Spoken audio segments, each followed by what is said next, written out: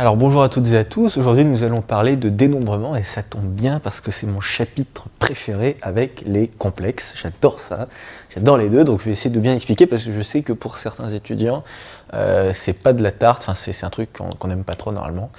Moi j'adore, je kiffe, donc voilà.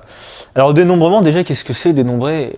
Qu'est-ce que c'est? Alors il y en a qui diront c'est compter les éléments, savoir compter efficacement des éléments d'un ensemble, etc. Bon, en réalité, plus mathématiquement, en fait, c'est l'art, si on veut, ou la technique. D'ailleurs, art et technique ont la même étymologie. Ars artis rejoint la technique grecque, étymologiquement, bref.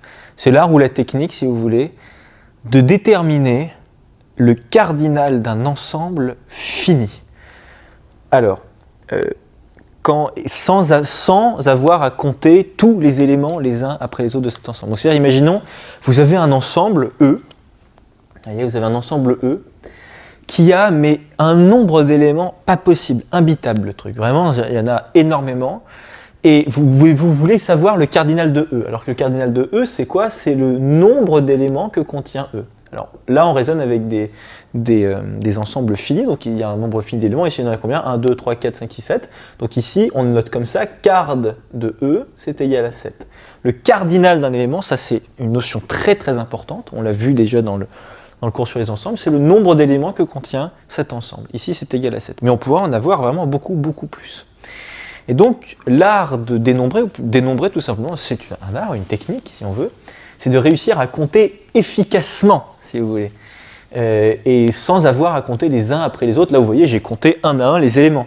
C'est pas une technique super, enfin voilà, ça demande pas beaucoup de pif, enfin, faut foncer un peu comme un taré. Mais vous connaissez, vous, je pense déjà depuis bien longtemps, une technique de dénombrement très simple en apparence, mais qui est très efficace. C'est celle-ci. Si jamais je vous demande de compter le nombre de cases que j'ai là dans ce pavé droit, enfin si on peut dire que ça c'est des angles droits, eh bien, il y en a beaucoup d'entre vous qui vont avoir cette technique assez intuitive, au lieu de compter une à une toutes les cases, eh bien, vous vous dites, en fait ce que je vais faire, c'est que je vais faire 1, 2, 3, 4, je compte le nombre de cases que j'ai ici en longueur, et je multiplie par le nombre de cases que j'ai en hauteur. Donc ça fait 4 fois 4, ça fait 16. Vous voyez, je n'ai pas compté tous les éléments, je peux dire là-dedans, sans avoir à compter, je peux dire, là, il y en a 4, donc j'ai compté ça et ça, ok, mais toutes celles-là, la majorité, je ne les ai pas comptées. Imaginez, je prends un truc de 80 sur 80, je sais combien est-ce qu'il va y en avoir, vous voyez, simplement en comptant 80 et 80. Voilà. Ça, c'est une technique de dénombrement qui est super efficace et qui est très belle aussi d'ailleurs. Moi, ça me fascine toujours. Si jamais vous avez des tuiles au plafond ou quoi, ou sur le pavé, c'est génial de parfois. Je pense que je ne sais pas si vous faites ça. Moi, j'aime bien faire ça parfois. Vous comptez le nombre de pavés ou de petits trucs que vous avez avec des formes géométriques. C'est sympa. Voilà. Bon, c'était le passage un peu taré de la vidéo. Voilà. Alors, bon, il y a des techniques de dénombrement, bien sûr.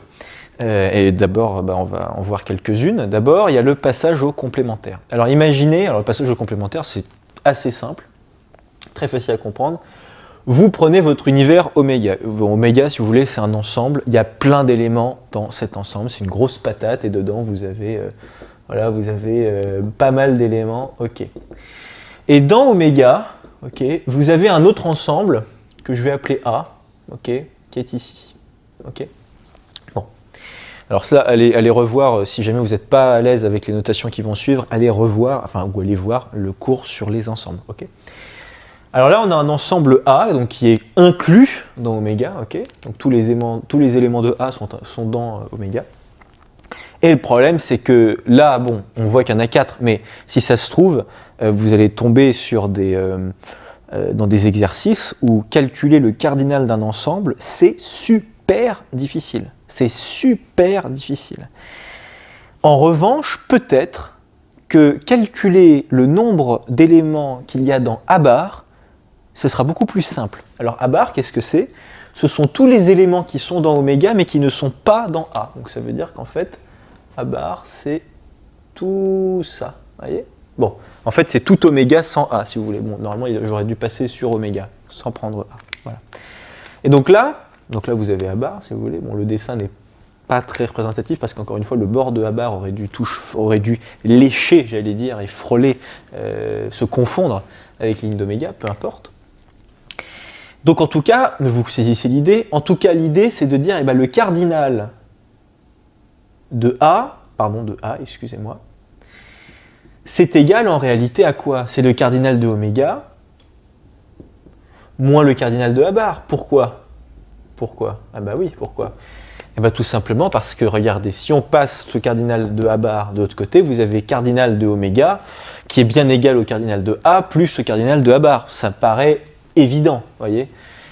Et bien là, on utilise ça, que le fait que cardinal de oméga c'est égal à card de A plus cardinal de A bar.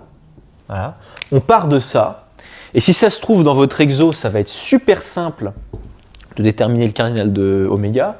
Ça va être super simple ça va être simple de déterminer le cardinal de A bar. En revanche, déterminer le cardinal de A, c'est imbitable le truc. Donc, si jamais vous êtes dans un exo qui vous demande de déterminer le cardinal de A, que vous pouvez déterminer ces deux trucs-là, eh ben vous allez utiliser ça, le passage au complémentaire. Pourquoi ça s'appelle complémentaire? Parce que A bar ici, c'est le complémentaire de A. Voilà. C'est ce qu'il complète, si vous voulez, dans oméga. Donc ça, c'est pour le passage au complémentaire.